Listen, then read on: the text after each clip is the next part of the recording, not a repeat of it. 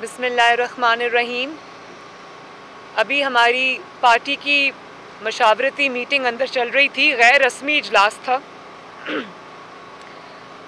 तो ख्वाजा आसिफ साहब भी इसमें शरीक थे और वो उनका एक टीवी शो की रिकॉर्डिंग थी। तो वो सबको ये बता के उठे कि वो टीवी शो की रिकॉर्डिंग में जा रहे हैं, और जैसे ही वो बाहर निकले नैब ताक लगाकर बैठी थी और उनको इस गली के शायद मोड़ से नैब ने गिरफ्तार कर लिया।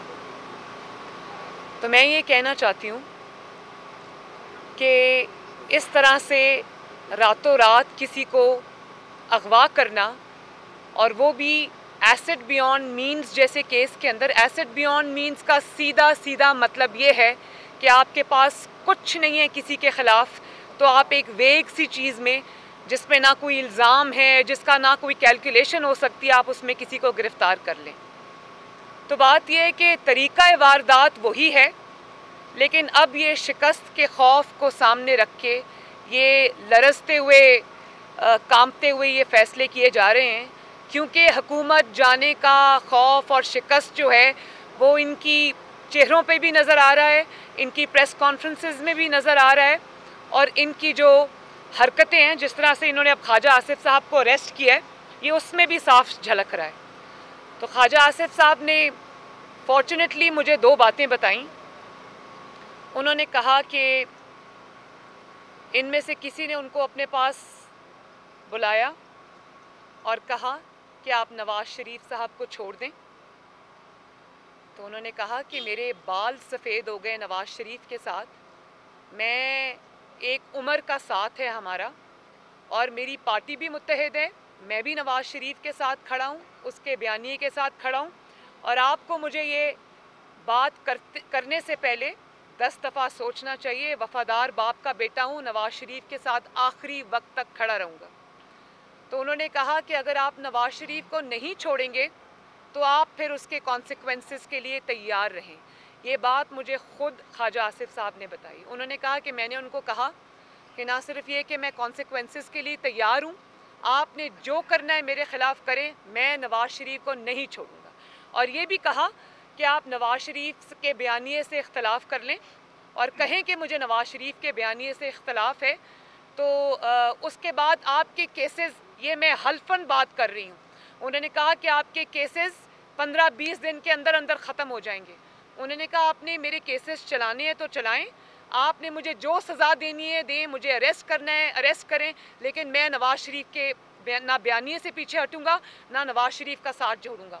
और आज आपने देख लिया, चंद दिनों बाद उनको यहाँ से आकर अगवा कर लिया गया। ये गिरफ्तारी नहीं है, ये अगवा है, और तरीक़ा वारदात वो है जो ये पहले से इस्तेमाल करते आए हैं, जो सुप्रीम कोर्ट भी कह चुका है, हाई कोर्ट्स भी कह चुके हैं कि ये नैब जो है ये सियासी इंजीनियरिंग का इदारा है, और इसको सियासी जोड़ तोड़ के लिए और अपने मुखालिफिन को प्रेशराइज़ करने के लिए इस्तेमाल किया जाता है।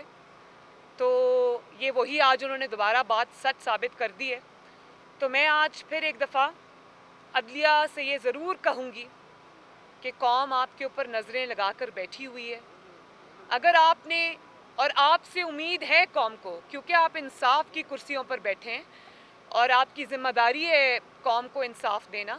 अगर आप ये देख रहे हैं कि सियासी इंजीनियरिंग के खातिर नैब जो है वो दहशत गर्दी की तरह, एक दहशत गर्द की तरह लोगों के घरों के ऊपर अटैक्स करता है, उनको इमरान खान का आलाए कार बनकर वो उनको घरों से उठा लेता है बग़ैर किसी केस के, तो आपको चुप नहीं रहना चाहिए। ये ऑब्जर्वेशंस आप ख़ुद दे चुके हैं, लेकिन आपको सिर्फ ऑब्जर्वेशंस की हद तक नहीं रहना चाहिए, आपको आगे बढ़ना चाहिए और इस जुल्म को मिटाना चाहिए।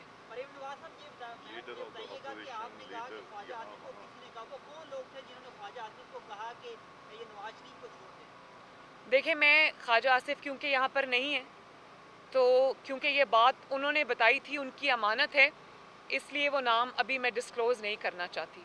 लेकिन दूसरी बात ये है कि ये किस किस्म की जमहूरियत है कि जो leader of the opposition Shahbaz Sharif साहब है, वो कितने महीनों से जेल की काल कोठरी में पड़े, और जो leader of the opposition Punjab है हमज़ा शहबाज शरीफ, वो कितने साल भर, बल्कि 1.25 साल से वो जेल की कोठरी में, और अब आपने PMLN के पार्लिमानी लीडर जो हैं ख्वाजा आसिफ साहब, उनको भी अरेस्ट कर लिया। क्या आपको ये खौफ था कि PMLN अब रिज़ाइन करने अगर जाएगी तो शायद वो रेजिग्नेशंस की उसमें ख्वाजा आसिफ साहब जो है वो एक बेहतर किरदार अदा कर सकते हैं? लेकिन रेजिग्नेशंस तो आ गए सब मेरे पास। मेरे पास पंजाब असेंबली के 160 में से 159 रेजिग्नेशंस आ चुके हैं माशाल्लाह। सिर्फ एक रेजिग्नेशन नहीं आया, वो हमारी खातून मेंबर जो हैं MP हैं वो वेंटिलेटर पे हैं। इसके अलावा अल्हम्दुलिल्लाह मेरे पास एक नेशनल असेंबली के इस्तीफ़े के सिर्फ रह गया, बल्कि बाकी सब मेरे पास माशाल्लाह आ चुके हैं। तो एक ख्वाजा आसिफ को अरेस्ट करने से ये आप जो हमें मरूब करना चाह रहे हैं या हमें धमकाना चाह रहे हैं, तो अब ये इंशाअल्लाह ताला ये ना इनमें से कोई डरने वाला है। बहुत सारे ये मरहलों से गुजर के आए हैं, जुल्म सह कर आए हैं और नवाज शरीफ के साथ खड़े रहे, उनके बयानिए के साथ खड़े रहे, ये सब जो मेरे दाएं बाएं खड़े हैं और उन्होंने प्रेशर भी फेस किया है, जुल्म का सामना भी किया है और आइंदा भी करेंगे। ये हथकंडे जो हैं वो सिर्फ आपको आपके घर ले जाने में जल्दी करेंगे, हमें नहीं डिटर कर सकते इंशाअल्लाह। क्या समझती हैं कि जो मरकजी लीडरशिप है उसको एक पैगाम दिया गया है कि अब बात इस तरफ जा सकती है? मरकजी लीडरशिप को जो पैगाम दिया गया है वो ये है कि दिन रात TV पर आकर प्रेस कॉन्फ्रेंसेस करने वाले और ये हमें PDM का खौफ नहीं है, तो ये सिर्फ ये बता रहा है, पैगाम हमें ये मिला है कि हुकूमत बहुत बुरी तरह डर गई है, इसके पाँव हिल गए हैं और ये जो ये कोशिशें करे हम लोग इस पर रिएक्ट करेंगे। PDM इस पर रिएक्ट करेगी। मेरी कल मीटिंग है और परसों हम सब इकट्ठे हो रहे हैं, हम इसको इस तरह नहीं जाने देंगे। PMLN एक सेकेंड, PMLN और PDM इस पे अपना रिएक्शन देगी और ख्वाजा आसिफ को आपको छोड़ना पड़ेगा, वरना मामला कहीं से कहीं जा सकते हैं। ये वार्निंग है आपके लिए। यहाँ से ले लें, एक मिनट यहाँ से ले लें पहले। पीपल्स पार्टी की आज इतलात है कि उन्होंने इस्तीफे ना देने का उनकी सीसी ने फैसला किया। देखें मैं एक सेकंड, नहीं एक सेकंड, वन बाय वन मैं गैर मुसद्दका इतलात के ऊपर मैं अपना कोई कमेंट नहीं देना चाहूँगी जब तक उनका कोई एलामिया जमात की तरफ से या बिलावल भुट्टो जरदारी की तरफ से अगर कोई स्टेटमेंट नहीं आता, मैं उस पर कोई कमेंट नहीं करूँगी, क्योंकि मैं ये अच्छे तरीके से जानती हूँ कि मीडिया किसकी ग्रिप में, कौन सी खबर को किस तरह ज़राए से जो खबर आती है वो हमेशा अब ज़राए से खबरें आ रही हैं, ज़राए से खबरें पीपल्स पार्टी रिलीज़ नहीं करती, ज़राए से खबरें कोई और रिलीज़ करता है।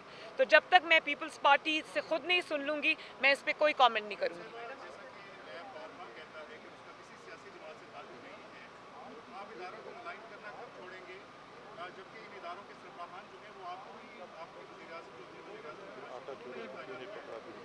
थैंक यू वेरी मच, आपका बड़ा ही अच्छा क्वेश्चन है, बड़ा रेलेवेंट क्वेश्चन है।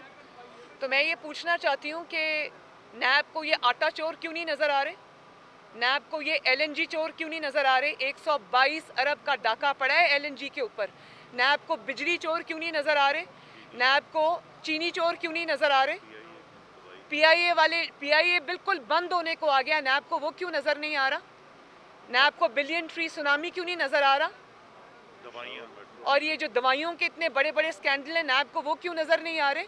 नैब को एक वेग चीज़ एसेट बियॉन्ड मीन्स की ऑपोजिशन जमात के एक रहनुमा की नज़र आ जाती है, लेकिन इतनी बड़ी बड़ी ग्लेयरिंग एविडेंस जो है वो नैब को नज़र नहीं आती। नैब अंधी है क्या? और या नैब अंधी है या फिर नैब इतने प्रेशर में है कि वो अपनी क्रेडिबिलिटी, ये हम नहीं कहते, ये कोर्ट्स के कमेंट्स हैं कि नैब पॉलिटिकल इंजीनियरिंग का इदारा बन गया है, ये हम जी। तो इसका ये मतलब है कि उनको अगर तैनात किसी ने किया था तो वो गलत रास्ते पे चल पड़े, ये कौन सी जस्टिफिकेशन है भाई? क्या क्योंकि उसको किसी ने अपॉइंट किया था, इसके पास लाइसेंस है कि वो फिर खुली दहशतगर्दी में मुलविस हो जाए? Thank you. इस वक्त जैसे कि पहले आपके बारे में नून लीग के बारे में कहा गया था कि वो डबल माइंडेड है, इस्तीफे देने हैं या नहीं देने, आपने क्लियर कर दिया।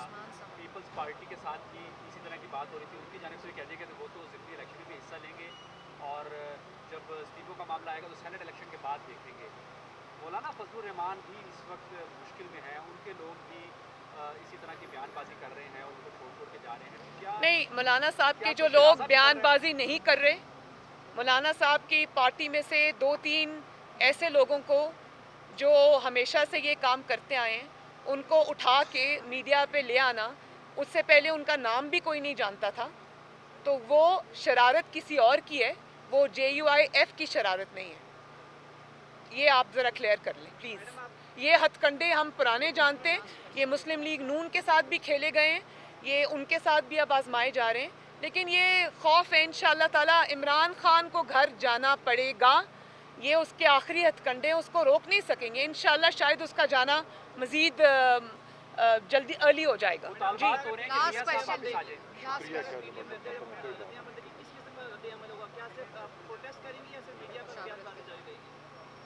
देखें, इस बार अब बयानबाजी से काम नहीं चलेगा, इस दफ़ा